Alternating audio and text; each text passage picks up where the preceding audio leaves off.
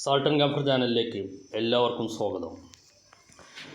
ബി.ടെക് S3 inter college transfer for the academic year 2025-26 notification KTUയുടെ വെബ്സൈറ്റിൽ publish ചെയ്തിട്ടുണ്ട്.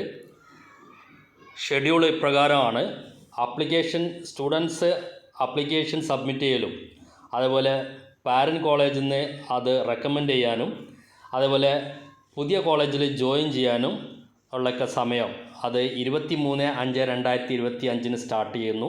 29/5/2025 വൈകിട്ട് 5 മണി വരെയാണ് ഇതിന് അനുവദിച്ചിരിക്കുന്ന സമയം.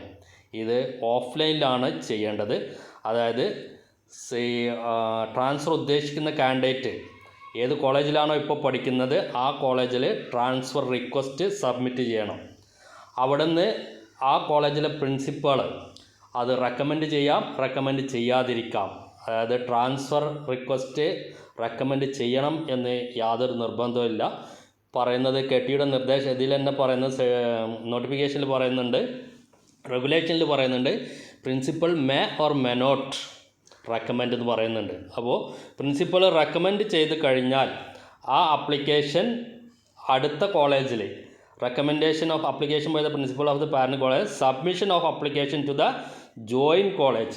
നിങ്ങൾ ഏത് കോളേജിലാണോ ജോയിൻ ചെയ്യാൻ ഉദ്ദേശിക്കുന്നത് ആ കോളേജിൽ പോയി കൊണ്ടു കൊടുക്കണം. എന്നിട്ട് recommendation application by the principal of the join college, ആ കോളേജിലെ പ്രിൻസിപ്പൾ അത് ആ റെക്കമെൻഡേഷൻ സ്വീകരിച്ച് അവിടെ ഇത് നോട്ട് ചെയ്യണം. ഇതിനുള്ള സമയമാണ് 23/5/2025 മുതൽ 29/5/2025 വൈകിട്ട് 5 മണി വരെ. ഈ പ്രോസസ്സ് ഓഫ്ലൈനായിട്ട് സ്റ്റുഡൻ്റ് അധികാരപ്പെടുത്തുന്ന ഏതെങ്കിലും വ്യക്തിയോ ചെയ്യേണ്ട, അതായത് ഫിസിക്കലായിട്ട് ചെയ്യേണ്ട സംഗതിയാണ്. അതിനുശേഷം 30/5/2025 മുതൽ 31/5/2025 വരെ ആ ലിസ്റ്റിൻ്റെ റിവ്യൂ ആണ്. അതായത് ഇങ്ങനെ ലഭിക്കുന്ന ആപ്ലിക്കേഷൻസിൻ്റെ റിവ്യൂ ആണ് നടത്തുന്നത്. അത് ഓഫ്ലൈനാണ്. അതായത് കോളേജാണ് നടത്തുന്നത്. അതിനുശേഷം പിന്നീട് invitation for relieving from the present college and joining the opted college, ആർക്കൊക്കെയാണോ ട്രാൻസ്ഫർ അനുവദിച്ചിരിക്കുന്നത് ആ ലിസ്റ്റ് പ്രസിദ്ധീകരിക്കും. ആ ലിസ്റ്റ് പ്രസിദ്ധീകരിച്ച് കഴിഞ്ഞാൽ 2/6/2025 മുതൽ 6/6/2025 വരെയാണ് അതിൻ്റെ ജോയിനിങ് സമയം അനുവദിച്ചിരിക്കുന്നത്. അത് പോർട്ടൽ കൂടിയാണ് ചെയ്യേണ്ടത്, ഓൺലൈനിൽ ആണ് ചെയ്യേണ്ടത്. പോർട്ടലിൽ അതായിട്ടുള്ള ഫീസൊക്കെ അടച്ചിട്ട് അതാത് കോളേജിൽ പോയി ജോയിൻ ചെയ്യേണ്ട സമയം അനുവദിക്കും. അപ്പോൾ ഇവിടെ ശ്രദ്ധിക്കേണ്ട കാര്യം, വേക്കൻസി എത്ര ഉണ്ട് എന്നുള്ളത്. ഏകദേശം 110 കോളേജുകളുടെ വേക്കൻസി ലിസ്റ്റ്, കോളേജുകളിലെ വേക്കൻസീസിൻ്റെ ഡീറ്റെയിൽസ് ഈ നോട്ടിഫിക്കേഷൻ്റെ കൂടെ തന്നെ പ്രസിദ്ധീകരിച്ചിട്ടുണ്ട്. ഇതിൻ്റെ അവസാനത്തേക്ക് ഇതിൻ്റെ ഈ താഴേക്ക് വരുന്നുണ്ട്. ആ vacancies are announced based on the data provided by the college. College കൊടുത്തിരിക്കുന്ന ഡാറ്റ അനുസരിച്ചാണ്, അതായത് കോളേജിൽ ഇപ്പോൾ നിലവിലുള്ള വേക്കൻസീസ് ആണ് കൊടുത്തിരിക്കുന്നത്. Inter college transfers are possible only for the colleges included in the vacancy list. ഈ ലിസ്റ്റിൽ വന്നിരിക്കുന്ന കോളേജുകൾക്കിടയിൽ മാത്രമേ ട്രാൻസ്ഫർ അനുവദിക്കുകയുള്ളൂ. ഈ ലിസ്റ്റിലില്ലാത്ത കോളേജുകളിലേക്ക് ട്രാൻസ്ഫർ അനുവദിക്കില്ല. ആ കോളേജിൽ നിന്ന് മറ്റൊരു കോളേജിലേക്കും ട്രാൻസ്ഫർ ഇപ്പോൾ നിലവിലുണ്ടോ ഇല്ലേ എന്നുള്ളത് KTUവിൻ്റെ ഇതിൽ ചോദിക്കണം. അതായത് നിലവിൽ ഈ ലിസ്റ്റിൽ വരാത്ത കോളേജിൽ നിന്ന് മറ്റൊരു കോളേജിലേക്ക് ട്രാൻസ്ഫർ ആപ്ലിക്കേഷൻ കൊടുക്കാൻ പറ്റുമോ ഇല്ലേ എന്നുള്ളത് KTUവിൽ അന്വേഷിക്കുക. ഇപ്പോൾ ഇതിൽ പറയുന്നത് inter college transfers are possible only for the colleges included in the vacancy list. അപ്പോൾ ട്രാൻസ്ഫർ അങ്ങോട്ടേ പറ്റുള്ളൂ എന്ന് മാത്രമേ പറയുന്നത്. അതായത് വേക്കൻസി ലിസ്റ്റ് വന്നിരിക്കുന്ന കോളേജുകളിലേക്ക് മാത്രമേ ട്രാൻസ്ഫർ പറ്റുള്ളൂ എന്നാണ് പറയുന്നത്. അപ്പോൾ ഈ ലിസ്റ്റിൽ ഇല്ല എന്ന് കരുതിയിട്ട് ആ കോളേജിലെ കുട്ടിക്ക് മറ്റൊരു കോളേജിലേക്ക്, ഈ ലിസ്റ്റിലുള്ള ഏതെങ്കിലും കോളേജിലേക്ക് ട്രാൻസ്ഫർ പറ്റില്ല എന്ന് പറയുന്നില്ല. ഏതായാലും അത് KTUവിൻ്റെ ഓഫീസുമായിട്ട് ബന്ധപ്പെട്ട് അങ്ങനെ എന്തെങ്കിലും സംശയം ഉണ്ടെങ്കിൽ KTUയുടെ ഓഫീസുമായിട്ട് ബന്ധപ്പെട്ട് അത് തീർക്കേണ്ടതാണ്. നിലവിൽ ഇത് വായിച്ചു കഴിഞ്ഞാൽ, ഈ റെഗുലേഷൻ വായിച്ചു കഴിഞ്ഞാൽ ഈ ലിസ്റ്റിലില്ലാത്ത കോളേജിലത്തെ ഒരു കുട്ടിക്കും ഇത് ഈ ലിസ്റ്റിലുള്ള ഏതെങ്കിലും കോളേജിലേക്ക് അപേക്ഷ നൽകാൻ സാധിക്കുമെന്നാണ് ഞാൻ മനസ്സിലാക്കുന്നത്. University shall not be held responsible for any discrepancies in the vacancy details submitted by the colleges. EWS merit students are permitted to submit their transfer request. EWS merit സ്റ്റുഡൻസിനും ട്രാൻസ്ഫർ റിക്വസ്റ്റ് കൊടുക്കാം. പക്ഷേ അവിടെ വേറൊരു condition പറയുന്നുണ്ട്.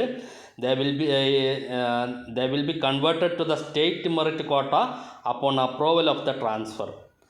EWS കോട്ടയിൽ നിന്ന് our state merit കോട്ടയിലേക്ക് മാറും എന്നുള്ള ആ ഒരു, അതായത് ട്രാൻസ്ഫർ അപ്രൂവൽ ആയിക്കഴിഞ്ഞാൽ അങ്ങനെ സ്റ്റേറ്റ് മെറിറ്റ് കോട്ടയിലേക്ക് മാറും എന്നുള്ള കണ്ടീഷനിലാണ് EWS സ്റ്റുഡൻസിന് ഇത് അനുവദിക്കുന്നത്.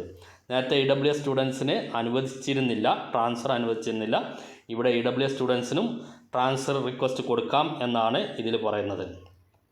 Inter-college transfer requests that are not submitted through the proper channel or are received after the specific deadline will not be accepted. Inter-college transfer form is attached to this notification. അപ്പോൾ ഇതിൻ്റെ താഴെ ഇനി ഓരോ കോളേജിലും ഏതൊക്കെ കോളേജാണ്, ഏതൊക്കെ ബ്രാഞ്ചാണ്, എത്ര വേക്കൻസിയാണ് എന്നുള്ള കാര്യങ്ങളൊക്കെ പറയുന്നുണ്ട്.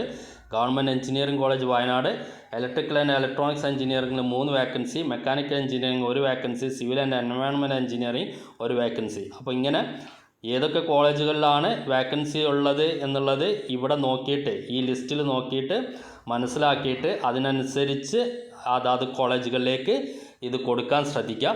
എന്ന് മാത്രമല്ല, ഇവിടെ പ്രത്യേകം ശ്രദ്ധിക്കേണ്ട മറ്റൊരു കാര്യം, നിങ്ങൾ ഈ ഒരു ഇതിൽ ഇൻ്റർ കോളേജ് ട്രാൻസ്ഫറിൽ അതിനുള്ള റെഗുലേഷൻസിൽ പറയുന്നുണ്ട്, the transfer shall be permitted after the completion of second semester examination and before the commencement of third semester classes. അതായത് അതിൻ്റെ ഇത് പറഞ്ഞു, സെക്കൻഡ് സെമസ്റ്റർ എക്സാമിനേഷൻ കംപ്ലീറ്റ് ചെയ്തതിന് ശേഷം തേർഡ് സെമസ്റ്റർ തുടങ്ങുന്നതിന് തൊട്ട് മുമ്പായിട്ടാണ് ട്രാൻസ്ഫർ അനുവദിക്കുന്നത്. Candidates must fulfill the academic eligibility requirements for promotion to the third semester. Academic eligibility requirements third സെമസ്റ്ററിലേക്കുള്ള അക്കാഡമിക് എലിജിബിലിറ്റി റിക്വയർമെൻറ്റ്സ് ഉണ്ടായിരിക്കണം. അതായത് പ്രിൻസിപ്പൽമാർ നിങ്ങളുടെ റിക്വസ്റ്റ് അവിടെ എത്തുമ്പോൾ പ്രിൻസിപ്പൽമാർ തീരുമാനിക്കും. The student shall opt only 1 college for inter college transfer. ഒറ്റൊരു കോളേജിലേക്ക് മാത്രമേ ഈ ട്രാൻസ്ഫർ റിക്വസ്റ്റ് കൊടുക്കാൻ സാധിക്കുകയുള്ളൂ. ഇപ്പോൾ നിങ്ങൾക്ക് ഈ കോളേജ് കിട്ടില്ല, ഞാൻ ഇപ്പോൾ റിക്വസ്റ്റ് കൊടുക്കുന്ന കോളേജിലേക്ക് എനിക്ക് കിട്ടില്ല, എൻ്റെ റാങ്ക് ഇത്രയേ ഉള്ളൂ, അതുകൊണ്ട് എനിക്ക് കിട്ടില്ല എന്നുള്ളത് കൊണ്ട് മറ്റൊരു കോളേജിലേക്കും കൂടി കൊടുക്കാം എന്നാരും ധരിക്കേണ്ട. ഒറ്റ കോളേജുകളിലേക്ക് മാത്രമേ ട്രാൻസ്ഫർ റിക്വസ്റ്റ് സാധിക്കുകയുള്ളൂ. Transfer shall be with effect from the first working day of the third semester. ഇനി ഇത് ആർക്കൊക്കെയാണ് ഇത് ചെയ്യാൻ പറ്റുക എന്നുള്ളത് പറയുന്നുണ്ട് ഇവിടെ.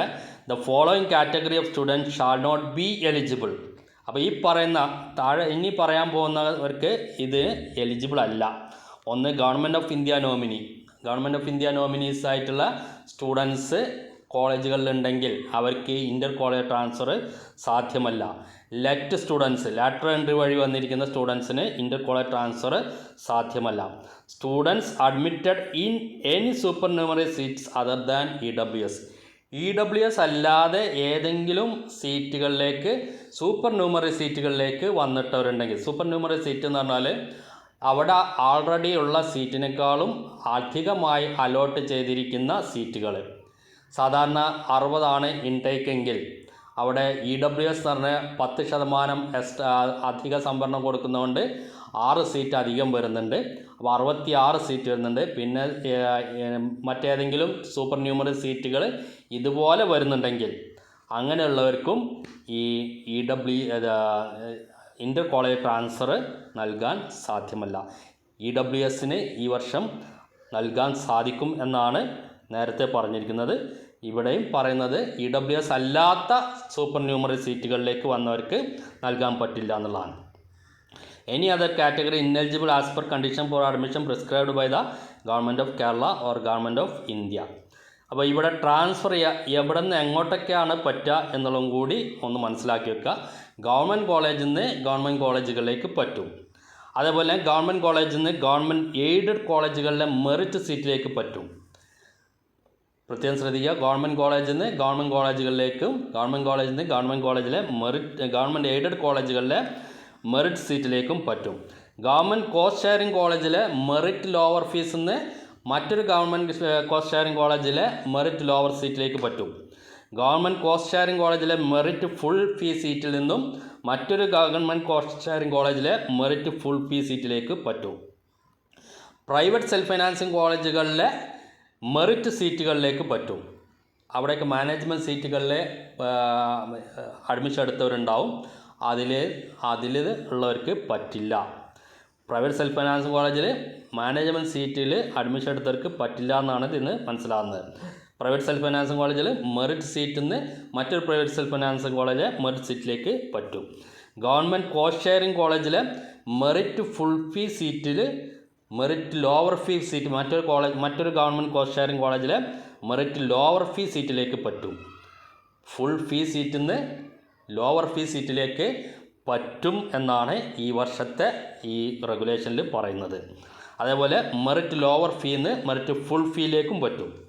പക്ഷേ ഈ മെറിറ്റ് ഫുൾ ഫീ എന്ന് മെറിറ്റ് ലോവർ ഫീയിലേക്ക് പോകുമ്പോൾ ഒരു കണ്ടീഷൻ ഇവിടെ പറയുന്നുണ്ട്.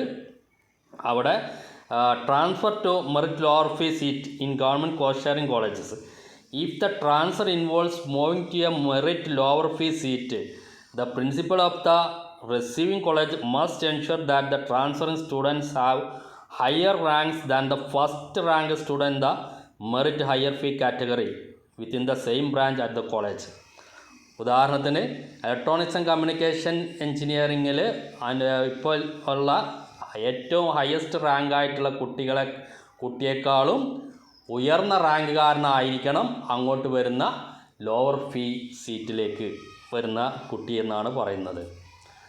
അപ്പോൾ ഹയർ ഇതിൽ അതായത് മെറിറ്റ് ഹയർ ഫീ എന്നുള്ള ഒരു കുട്ടി ഇങ്ങോട്ട് വരികയാണെങ്കിൽ ഇപ്പം നിലവിൽ ആ കോളേജിൽ ആ ബ്രാഞ്ചിൽ ഇതിലുള്ള ഹയർ ഫീയിലുള്ള കുട്ടിയേക്കാളും ഉയർന്ന റാങ്കുകാരനാണെങ്കിൽ മാത്രമേ അവിടെ ഇത് കൊടുക്കാൻ പറ്റുള്ളൂ. എന്നുവെച്ചാൽ ഹയർ റാങ്കിലുള്ള ഒരു കുട്ടി ഇതിലേക്ക് ലോവർ റാങ്കിലുള്ള ഒരു കുട്ടി ഹയർ ഫീസ് കൊടുത്ത് പഠിക്കുന്ന ഒരവസ്ഥ ഉണ്ടാവരുത് എന്നുള്ളതുകൊണ്ടാണ് ആ ഒരു കണ്ടീഷൻ പറയുന്നത്.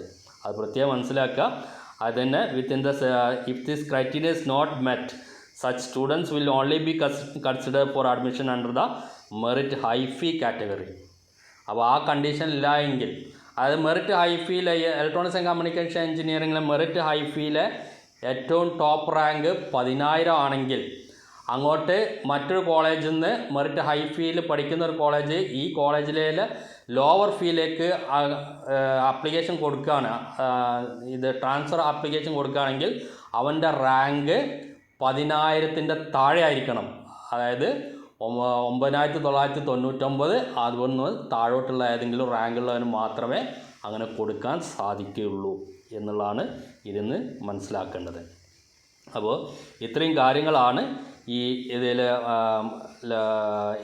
ആർക്കൊക്കെയാണ് എങ്ങോട്ടൊക്കെയാണ് മാറാൻ പറ്റുക എന്നുള്ളത്. അതേപോലെ മാനേജ്മെൻറ്റ് കോട്ട in private self financing colleges, management കോട്ടയിൽ നിന്ന് മാനേജ്മെൻറ്റ് കോട്ടയ്ക്ക് മാറാൻ സാധിക്കും. അതുപോലെ സ്റ്റുഡൻസ് അഡ്മിറ്റഡ് ഇൻ NRI കോട്ട ഇൻ ഗവൺമെൻറ് കോസ്റ്റ് ഷെയറിംഗ് കോളേജിൽ നിന്ന് മറ്റൊരു NRI കോട്ടയിലേക്ക് ഗവൺമെൻറ് കോസ്റ്റ് ഷെയറിംഗ് കോളേജിൻ്റെ NRI കോട്ടയിലേക്ക് മാറാം. സ്റ്റുഡൻറ്റ് അഡ്മിറ്റഡ് അണ്ടർ NRI കോട്ട in self financing colleges, self financing കോളേജിലെ NRI കോട്ടയിൽ നിന്ന് മറ്റൊരു സെൽഫ് ഫൈനാൻസിങ് കോളേജിലെ NRI കോട്ടയിലേക്ക് മാറാം. ഇങ്ങനെ 10 കാറ്റഗറിക്കാണ് അങ്ങോട്ടും ഇങ്ങോട്ടും മാറാൻ അനുവാദം നൽകിയിരിക്കുന്നത്. ഓട്ടോണോമസ് കോളേജുകളുടെ കാര്യം ഇതിൽ പറഞ്ഞിട്ടില്ല. ഓട്ടോണോമസ് കോളേജുകൾ ഇതിൽ ലിസ്റ്റ് ചെയ്തിട്ടുണ്ടോ എന്നുള്ള എയ്ഡഡ് ഓട്ടോണോമസ് കോളേജ് ഇതിൽ ലിസ്റ്റ് ചെയ്തിട്ടില്ല. മറ്റ് autonomous college private self financing autonomous കോളേജുകളിൽ ഇതിൽ ലിസ്റ്റ് ചെയ്തിട്ടുണ്ടോ എന്നുള്ളത് പരിശോധിച്ച് നോക്കുക. ഓട്ടോണോമസ് കോളേജുകളെ പറ്റി അതിൽ എങ്ങോട്ടൊക്കെയാണ് ട്രാൻസ്ഫർ നൽകാൻ പറ്റുക എന്നുള്ളതിനെ പറ്റി ഇതിൽ ഒന്നും പറഞ്ഞിട്ടില്ല. അത് KTO ഓഫീസുമായിട്ട് തന്നെ ബന്ധപ്പെട്ട് മനസ്സിലാക്കാം. Selection is based on KEAM rank. നിങ്ങളുടെ CGPA ആണോ മറ്റതാണോ വേറെ എന്തെങ്കിലും ആണോ നോക്കുക എന്നൊക്കെ പലരും ചോദിച്ചിരുന്നു. CGPA ഒന്നും നോക്കുന്നില്ല. ഈ സെലക്ഷൻ ഒരു കാൻഡിഡേറ്റ് ഒന്നിലധികം കാൻഡിഡേറ്റ് ഒരേ കോളേജിലേക്ക് ഒരേ ബ്രാഞ്ചിലേക്ക് കൊടുത്തിട്ടുണ്ടെങ്കിൽ, ആപ്ലിക്കേഷൻ കൊടുത്തിട്ടുണ്ടെങ്കിൽ അവരെ സെലക്ട് ചെയ്യുന്നത് ഏത് കാൻഡിഡേറ്റിനാണ് ഈ ട്രാൻസ്ഫർ കൊടുക്കേണ്ടത് എന്നുള്ളത് സെലക്ട് ചെയ്യുന്നത് കീം റാങ്ക് ബേസ്ഡ് ആയിരിക്കും. കീം റാങ്ക് ബേസിൽ കൊടുക്കാൻ സാധിക്കുകയുള്ളൂ. പിന്നെ പ്രത്യേകം ശ്രദ്ധിക്കേണ്ട കാര്യം, ഒരിക്കൽ അപ്രൂവ് ചെയ്ത ട്രാൻസ്ഫർ പിന്നീട് എടുക്കാൻ സാധ്യമല്ല. അതുകൊണ്ട് തന്നെ നിങ്ങൾ ആപ്ലിക്കേഷൻ കൊടുക്കുന്നുണ്ടെങ്കിൽ ആ കോളേജിലേക്ക്, ഏത് കോളേജിലേക്കാണോ നിങ്ങൾ ആപ്ലിക്കേഷൻ കൊടുക്കുന്നത്, അതായത് നിലവിലൊരു കോളേജിൽ നിന്ന് മറ്റൊരു കോളേജിലേക്ക് ആപ്ലിക്കേഷൻ കൊടുക്കുന്നുണ്ടെങ്കിൽ പുതിയ കോളേജ് ഫുള്ളി സാറ്റിസ്ഫൈഡ് ആണെങ്കിൽ മാത്രം അങ്ങോട്ട് ആപ്ലിക്കേഷൻ കൊടുത്താൽ മതി. വൺസ് നിങ്ങളുടെ കോളേജ് ഇപ്പോൾ പാരൻ്റ് കോളേജിൽ നിന്ന് നിങ്ങളെ മാറ്റാൻ, അല്ലെങ്കിൽ നിങ്ങൾക്ക് നിങ്ങളുടെ പ്രിൻസിപ്പാൾ റെക്കമെൻഡ് ചെയ്തു, മറ്റു കോളേജിലെ പ്രിൻസിപ്പാൾ അത് ആക്സെപ്റ്റും ചെയ്ത് കഴിഞ്ഞാൽ പിന്നീട് അതിൽ മാറ്റം വരുത്താൻ സാധിക്കില്ല എന്നുകൂടി മനസ്സിലാക്കുക. അപ്പോൾ ഇത്രയും കാര്യങ്ങളാണ് ഇതിനെപ്പറ്റി പ്രത്യേകിച്ച് പറയാനുള്ളത്. ഈ ടൈം ലൈന്, ഇതിൻ്റെ സമയപരിധി കൃത്യമായിട്ട് നോക്കുക.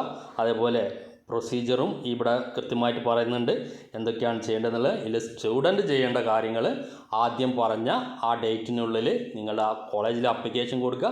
കോളേജിൽ ആപ്ലിക്കേഷൻ കൊടുത്ത് നിങ്ങൾ ഏതെങ്കിലും പോയാൽ പോരാ, ആ ആപ്ലിക്കേഷൻ കൊടുത്ത് അതിൽ പ്രിൻസിപ്പൽ റെക്കമെൻഡ് ചെയ്ത് കഴിഞ്ഞാൽ ആ ആപ്ലിക്കേഷൻ നിങ്ങൾ ചേരാൻ ഉദ്ദേശിക്കുന്ന കോളേജിൽ കൊണ്ടുകൊടുക്കേണ്ടത് നിങ്ങൾ തന്നെയാണ് എന്നുള്ളത് കൂടി മനസ്സിലാക്കുക. ഇനി നോട്ടിഫിക്കേഷൻ വായിച്ച് കൂടുതൽ കാര്യങ്ങൾ കൃത്യമായിട്ട് മനസ്സിലാക്കിയതിന് ശേഷം ഈ ട്രാൻസ്ഫർ പ്രൊസീജിയർ കൃത്യമായിട്ട് പാലിച്ചുകൊണ്ട് തന്നെ ഇതിൻ്റെ കാര്യങ്ങൾ നടത്തുക. വീഡിയോ വാച്ചിന് നന്ദി, നമസ്കാരം.